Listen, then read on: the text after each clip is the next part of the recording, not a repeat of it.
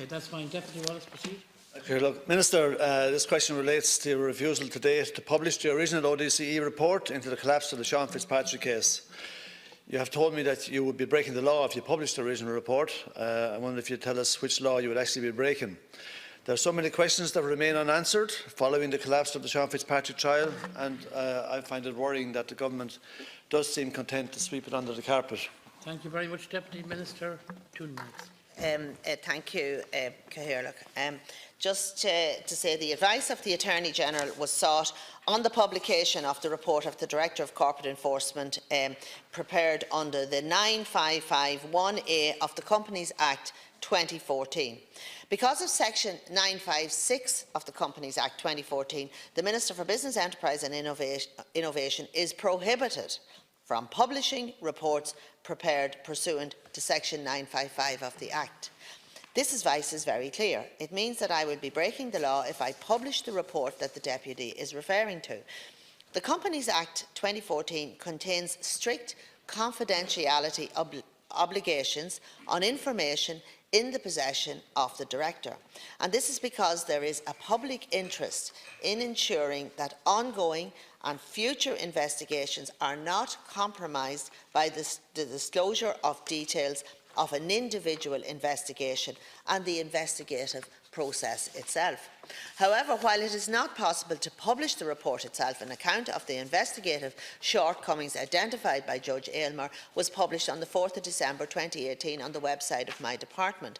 The account sets out the factors which led to the investigative shortcomings, including the need for a broader skill base, a greater range and depth of knowledge and experience of criminal prosecutions within the office, and a greater appreciation of the necessity to employ appropriate procedures and manage risk. Now that we know the factors that led to the shortcomings, our focus has shifted to ensuring that we use the lessons of this investigation, note the steps already taken to address them, and identify further measures to enhance the capacity of the ODCE to tackle corporate wrongdoing.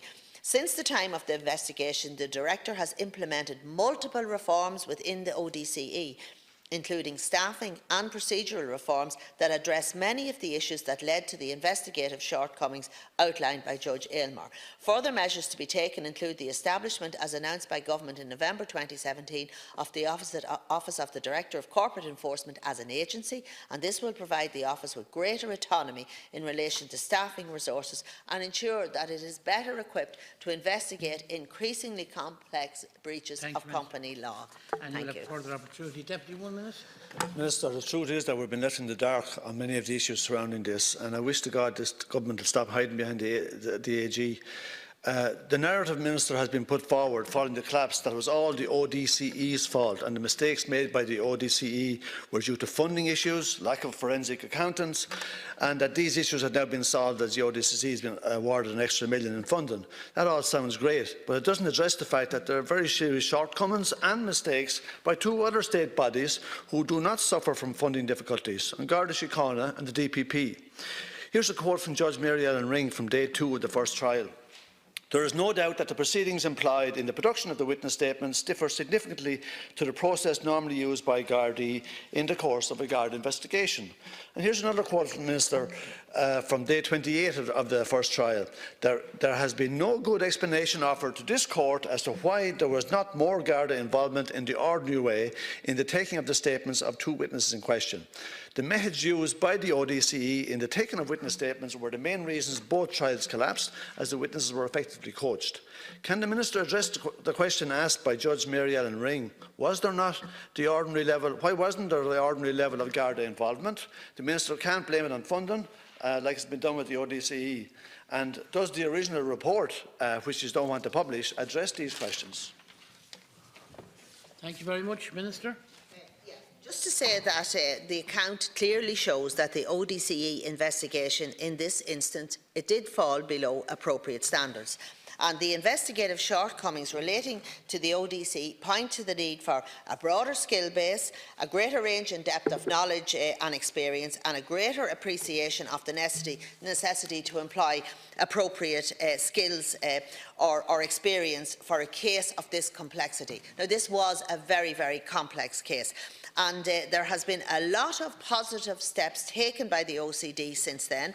For example, in 2008, the ODCE, they had no forensic accountants or digital forensic expertise, and today they have 7 forensic accountants, a digital forensic specialist and a digital forensic laboratory. They also have 2 enforcement portfolio managers and 2 enforcement lawyers. In 2008, it was civilian staff in the ODCE who took the lead role in obtaining witness statements, none of whom had any training or experience in taking such statements. Since then, specialised training has been provided in the Garda Training College, Templemore, for ODCE staff to assist with statement taking, the interviewing of witnesses, the preparation of files for the DPP, and exhibits handling and disclosure.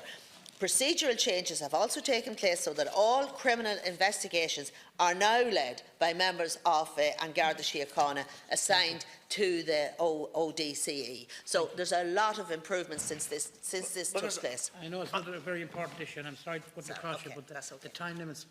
Final minute, Deputy Wallace. Yeah, I'm not asking you about the ODCE, Minister. I'm asking about the fact that is there anything in the original report in dealing with how the Gardaí and the DPP behaved? Can you explain to me, Minister, how the DPP decided to pursue a second trial after the first trial collapsed?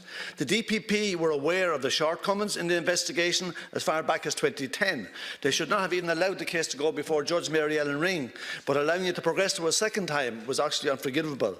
How much money was paid to barristers during the second trial? Multiples of millions. The Minister has called it the most expensive trial in the history of the state. Can the Minister address any of these questions in relation to the DPP? Similar to the Gardaí, the DPP certainly does not suffer from a lack of funding, but it does seem that the ODCE and their lack of funding has been the scapegoat for the collapse of the Fitzpatrick trial.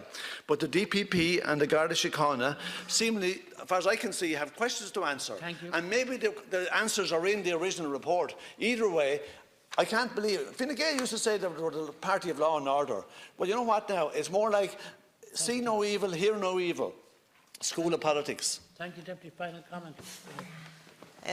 Just to say to the Deputy that I'm not going to make any comments on what the DPP do. That's a matter for the DPP. But can I say, in terms of what falls under my remit, which is the ODCE, that they have, they've made a lot of changes, they've employed the correct people, and they are now well resourced. I'm going to be passing legislation shortly so that they can they will become an agency, a standalone agency that will give them a lot more powers in terms of recruiting the people that they need, and in terms of the skill set that they need to attract.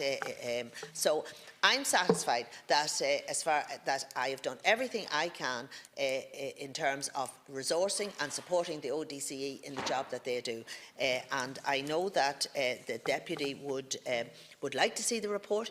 I would like to have been able to publish the report, but unfortunately, due to the law, I can't. And that's the situation, and I can't break the law and I can't publish it. Thank you very much.